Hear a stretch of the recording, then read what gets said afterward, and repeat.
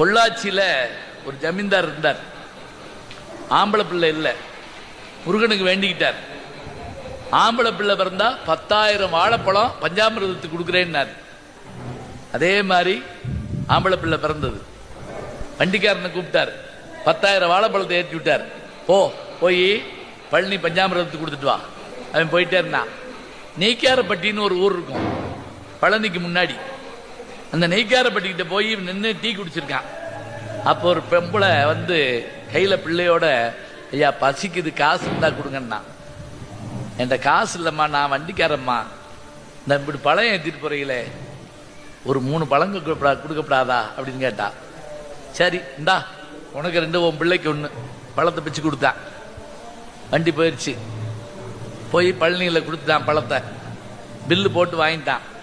ஜமீன்தார்ட்டு கொண்டு கொடுத்தேன். அவர் அன்னைக்கு நிம்மதியை படுத்துவங்கன்னாருங்க.